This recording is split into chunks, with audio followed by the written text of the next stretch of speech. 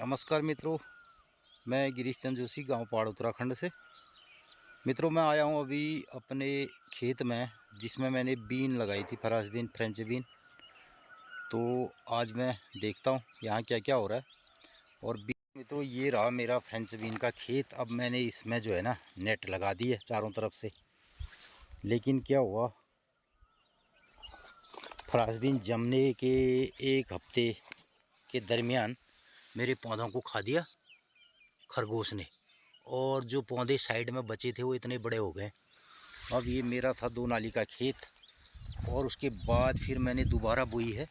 तो अब ये दोबारा ये अंकुरण आ रहा है। बीच में बरसात और ठंड के चलते ये अंकुरित नहीं हो पाए थे। ये देखिए अब दोबारा आ रहे हैं, और जो पौधे खा दिए थे ना वो बुरी तरह खा दिए थे, और ये उग रहे हैं। ये देखिए अब ये जमाव चल रहा है दोबारा वाले में। नहीं तो पहले वाली बीन मेरी इतनी बड़ी हो गई होती अभी।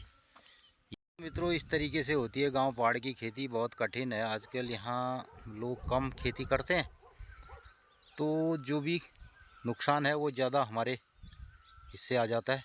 खेत और रहा मेरा, इसमें मैंने पिछली बार बोई थी अचार वाली मिर्च, तो उसके पौधे शेष बचे हुए पुराने वाले, और कुछ मैंने नए पौधे लगा दिए अभी। ये मिर्च के पौधे लगा दिए नए, और पुराने पौधे भी हैं इसमें। और ये देखिए पुराने पौधों में ऐसी मिर्च भी लग रही है। वर्षा होने से काफ़ी हरियाली आ गई खेतों में, और घासें उग गई हैं। अब मुझे दिखाई दे गया हिसालू का झील। मित्रों, ये है हिसालू। ये अब मैं हिसालू खाता हूँ थोड़ी देर। ये तोड़ दिए मित्रों मैंने हिसालू, और मैं कोई बर्तन लेके आता तो हिसालू को ले जाता। ये रहे हिसालू। अब हिसालू को तोड़ के ले जाने के लिए स्पेशल पॉट चाहिए, बर्तन चाहिए, कोई डब्बा या गिलास, तो उसमें हिसालू जाते हैं।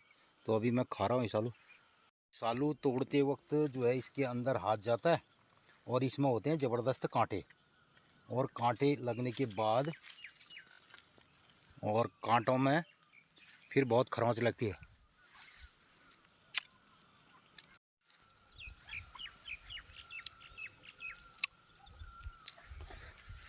तो मित्रों, गांव पहाड़ का जो हमारा एक कल्चर था ना, जिसे हम जीते थे, और बचपने से लेकर के बुढ़ापे तक इन सारी चीज़ों को खाया करते थे, जीते थे।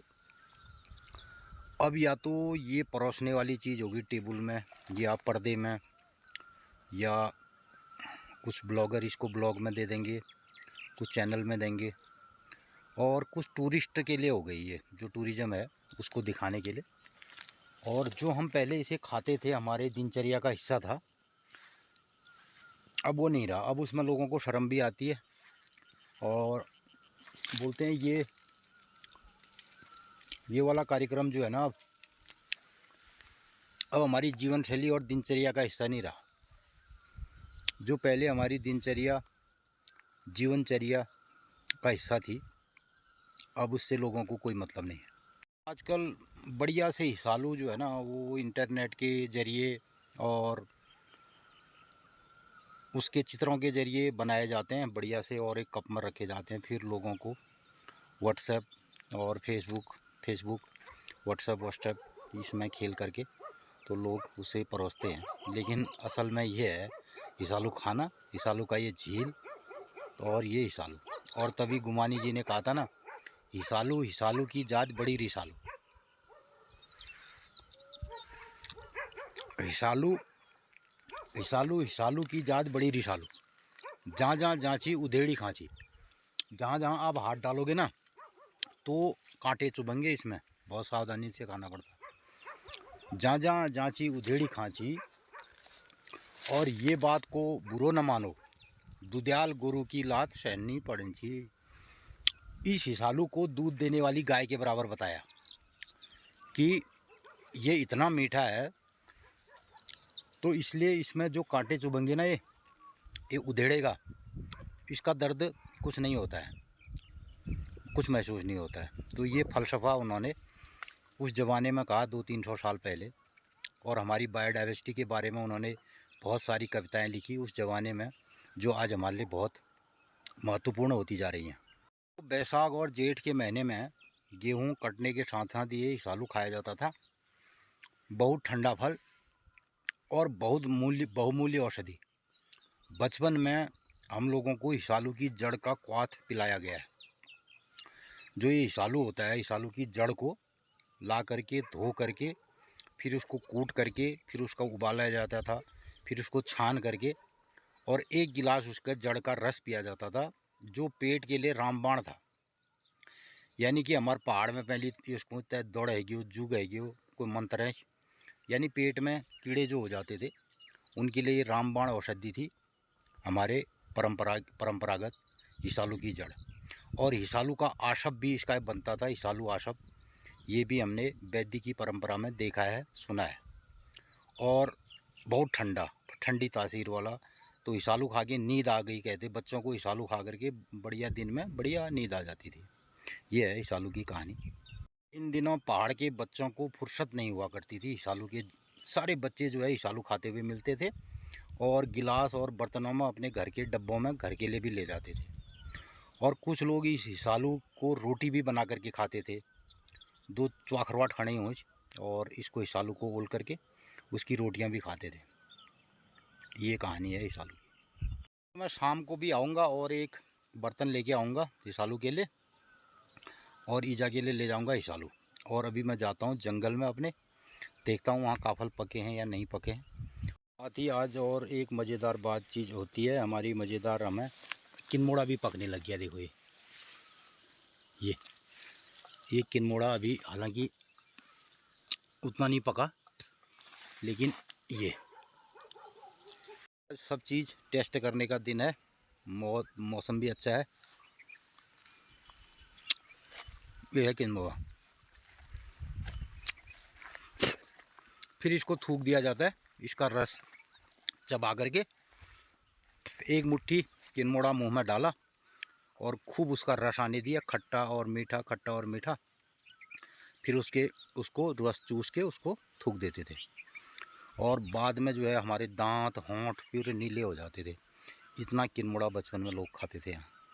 आज जो हमारे गांव पहाड़ की पुरानी खान पान की शैली थी, जो हमारी जड़ी बूटियां और जंगली फल हम खाते थे, आज उनके बारे में एक साइंटिफिक वे से बताया जाता है। यानी डॉक्टर कहेगा कि भाई ये किन्मोड़ा है, इसकी खाल से ये होता है, कोई कहता है इसको शुगर कंट्रोल होगा, कोई कहता है ये होगा, कोई कहता है ये होगा, कोई कहता है ये होगा।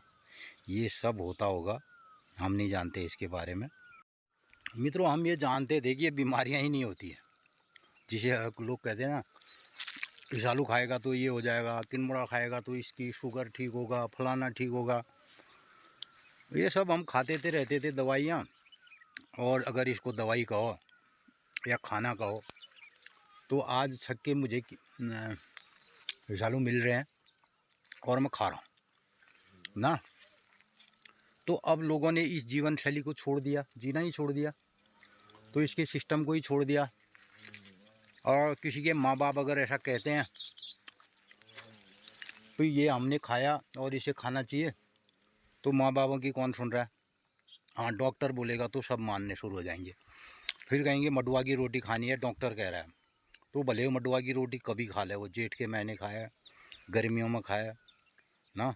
डॉक्टर कह रहा है तो भटिया खाना है, डॉक्टर कह रहा है तो कौड़ी खाना है। अब मोटे अनाजों की बात कही जा रही है। जब हम खाते थे तब हमें अच्छा नहीं माना जाता था। आज डॉक्टर कह रहा है, वैज्ञानिक कह रहे हैं, तो सब लोग अच्छा मान रहे हैं। ये उससे दूसरी वैरायटी वाला है, इसका टेस्ट भी अलग होगा। ये कुछ लोग इसे कहते हैं जंगली फल है ना, काफल, ईसालू, किन्मोड़ा। ऐसा नहीं मित्रों, ये हमारे खेत की मैण में होता है और हमारे बुजुर्गों ने इसे पाला पोसा है। हमारे पुराने जो ऋषि मुनि रहे, उन्होंने इन सबको, और बुजुर्गों ने इन सबको खाने के योग्य बनाया और इस पर बहुत रिसर्च की और उसके बाद खुद टेस्ट किया और खुद खाया। कोई ये लैब टेस्टिंग वाला सिद्धांत नहीं है यहाँ पे कि इसको लैब में टेस्ट किया है, इसमें ये मिलता है, इसमें प्रोटीन है, इसमें आयरन है, इसमें ये है। ये जिस सीज़न में ये फल होते हैं और उस सीज़न में प्रकृति हमारे लिए पैदा करती थी और हम खाते थे, हमारे शरीर को उसकी ज़रूरत होती थी। अब ये थोड़ी है कि इसको फ्रिज में रखा जाएगा, इसकी फिर हाइब्रिड नस्ल बनाई जाएगी, ये वहाँ भी हो जाएगा, बोला सेव जम्मू कश्मीर का सेव जो है उधम सिंह नगर में भी हो जाएगा, ऐसा वाला सिद्धांत नहीं है। प्रकृति जो चीज़ हमें परोसती थी वही हम खाते थे, वही हमारी सेहत के लिए अनुकूल रहता था।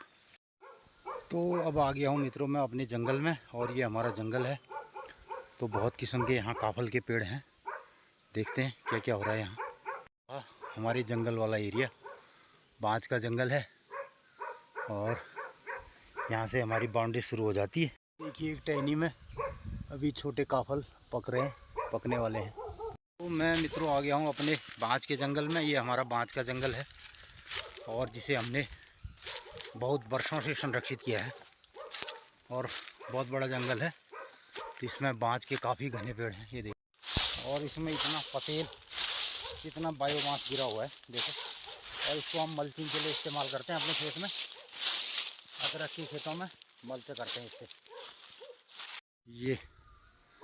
ये अपना जंगल है ना। जाड़ों में वर्षा न होने से जो हमारे काफल और बांज हैं वो बहुत प्रभावित हो रहे हैं, क्योंकि ये जाड़ों में बारिश होती और तब जाके इसमें खूब फलन होता है। तो बहुत पेड़ काफल के हैं, एक पेड़ ये है बड़ा सा, इसमें भी फल नहीं आया इस बार। तो अब हमारे इजर में और हमारे बांज के बगीचे जंगल में सबसे पुराना जो काफल का पेड़ है, मैं उसके पास ले जा रहा हूँ, दिखाता हूँ आपको। अभी पक रहे हैं काफल, कुछ कुछ दाने ये, लेकिन बहुत ज़्यादा नहीं है फल। और एक ये पेड़ रहा काफल का, इसमें भी फल आया है, चिड़ियाँ बहुत खा रही हैं। और इसमें भी फल आया है, लेकिन कुछ कुछ दाने पक रहे हैं, तो कुछ कुछ दाने तोड़ने में बड़ी दिक्कत रहती है। ये जो चिड़ियाँ हैं काफल खाती हैं, अब बोलो तो आपस में बोलने लग गए कि हमारी एरिया में कोई घुस आया है, घुसपैठिया, ऐसा ही बोल रहे हैं। ये माल्टा का पौधा है एक बड़ा, मैंने पहले भी दिखाया अपने जंगल में, आपको घुमाया था।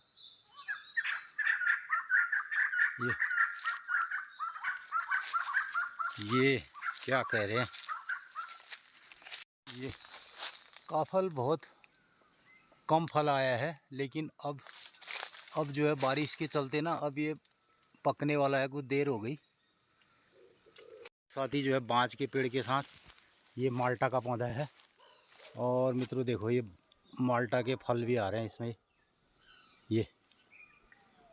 ये तो बांज का जंगल है, इसमें माल्टा के पौधे हैं लगाए हुए, बहुत सारे फलदार पौधे भी लगाए हैं। ये देखिए माल्टा के फल। ये अकेले आने में डर लगती है, यहाँ शुंगर रहता है दिन भर में, और आजकल उसका टाइम है शुंगर का, तो बहुत संभल के यहाँ आना पड़ता है। और बाग भी रहता है यहाँ, हज़ारों की तादाद में बांज के बड़े बड़े पेड़ हैं इसमें, और कुछ फलदार वृक्ष भी हैं जिनको हर साल में लगाते रहते हैं। कुछ हमारे परिवार ने इसमें बहुत संरक्षण किया है, और बहुत नुकसान करते हैं लोग, अभी बांज पत्ती सब काट के ले जाते हैं। एक नारंगी का पौधा है देखिए, और एक ये बांज का छोटा पौधा था, इसमें से लोग कट करके ले गए, ऊपर की पत्तियां हुए। तो इस तरीके से छोटे पौधों का नुकसान हो जाता करते हैं। और ये है नारंगी का पौधा। तो ये बांज का जंगल है मित्रों, बहुत घना सा। गांव पहाड़ में ये सब करने में बहुत टेंशन रहता है, बहुत लोगों के सामने बहुत सारी परिस्थितियों में उलझनें पैदा होती हैं। लोगों को समझाना पड़ता है कि आप नुकसान कर रहे हैं। कोई गाय बेचता है, कोई बकरी बेचता है, कोई काट देता है पौधों को ना। तो जंगल को सुरक्षित करना, बचाना बहुत बड़ी जवाबदारी होती है। और एक हमारे कतिपय जो है फिर ये फैमिली टेंशन का मुद्दा बनता है, गांव पड़ोस में झगड़े होते हैं, लेकिन क्या करें, और कोई रास्ते होते नहीं हैं लोगों के साथ, तो बहुत सारा नुकसान करते हैं और बहुत छोटे पौधे को काट दिया जाता है। हम तो इसको बचाने में लगे हैं, लोग आते हैं नुकसान कर जाते हैं, काफलों की टहनियाँ तोड़ते हैं, ये सब होता है। इसके बावजूद भी हम करते हैं कुछ ना कुछ प्रयास। मैं उस पेड़ में आ गया हूँ जिसमें बहुत ज़्यादा काफल हमेशा फलता है, और तीसरे साल बहुत ज़्यादा फल आता है। तो फल तो काफ़ी है, लेकिन अभी बहुत तादाद में काफ़ल नहीं पके। इतने काफ़ल मैंने तोड़े हैं और अब मैं थोड़ा इनको टेस्ट करता हूँ। अभी इतने बढ़िया नहीं पके हैं,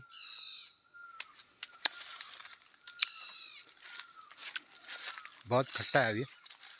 बैग लेके आया था अपनी पॉकेट में, पॉलीथीन बैग, तो मैंने सोचा काफ़ल पके होंगे तो इसमें ले जाऊंगा, लेकिन काफ़ल उतने अच्छे नहीं पके। तो हमारे गांव पहाड़ में एक जोड़ा चाचरी और जो गाते हैं ना गाना, हलिया हल बोवे छम छम बोवे धान, पहले खानी चाड़ा पंछी फिर खानी किसान।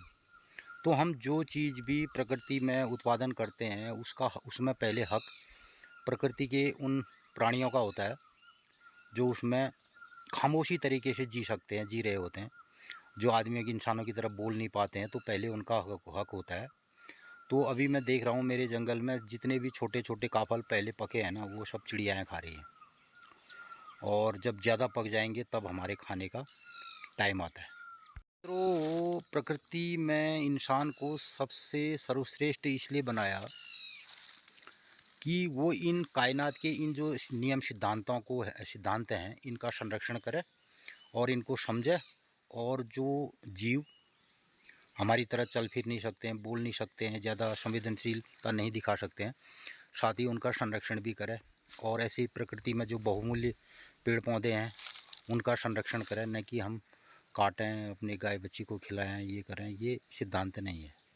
मित्रों, पहले हमारे जो बुजुर्ग थे, पहले जो हमारे मनीषी थे, जो गांव पहाड़ में रहते थे, वो इस पर पूरा एक सिद्धांत वो जानते थे और गांव पहाड़ में इस सिद्धांत को लागू करवाते थे और ऐसे रहते थे।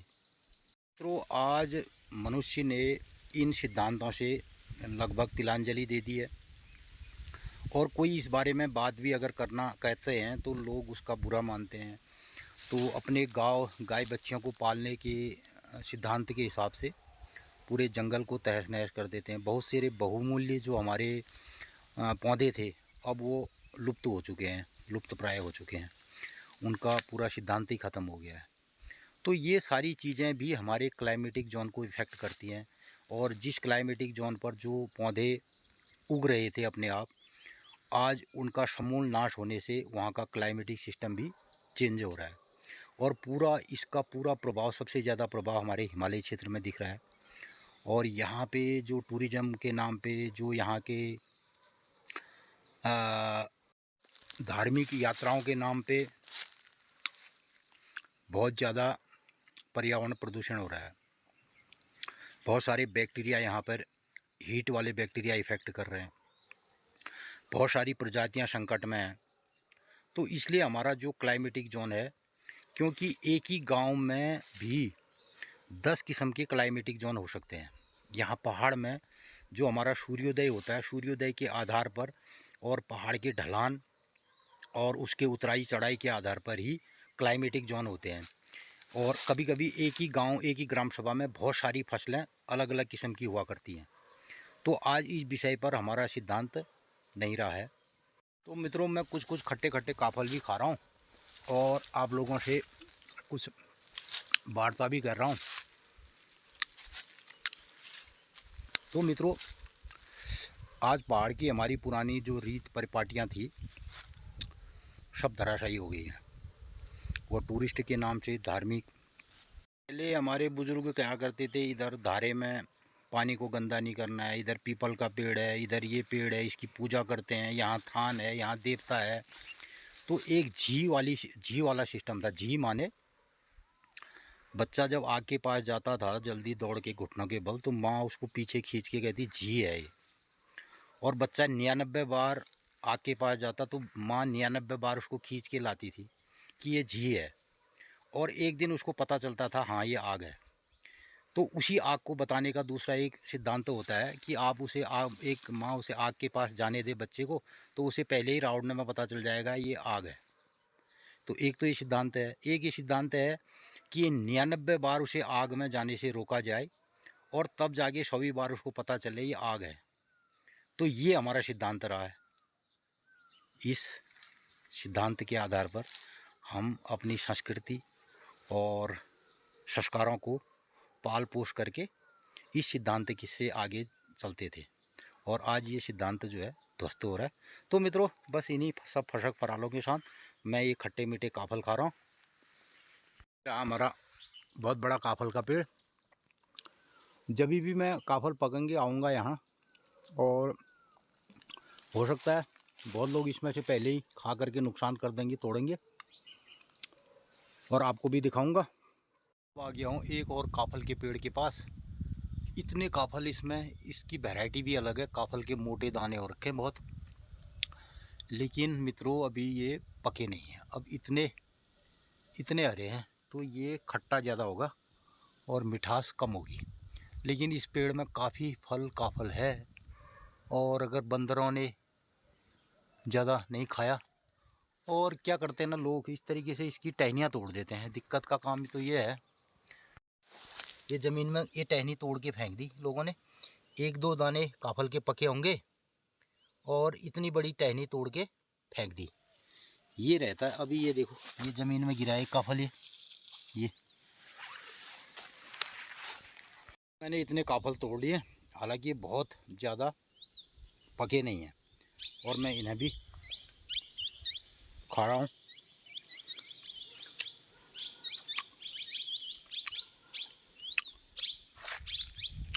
आया था काफल खाने, और इन्हीं के साथ आप लोगों से और आज के ब्लॉग में ये वार्ता हुई।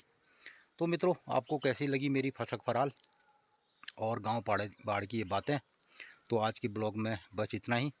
और आपको अगर ये बातें अच्छी लगी हों और कुछ इसमें है रहस्य, तो आप मुझे ज़रूर कमेंट के द्वारा अपनी प्रतिक्रिया व्यक्त कीजिए। और मित्रों मेरे चैनल को आप लाइक सब्सक्राइब शेयर करें। मैं इन्हीं बातों को गांव पहाड़ की आपको ब्लॉग के ज़रिए सुनाऊंगा, दिखाऊंगा, बताऊंगा। तो नमस्कार, धन्यवाद।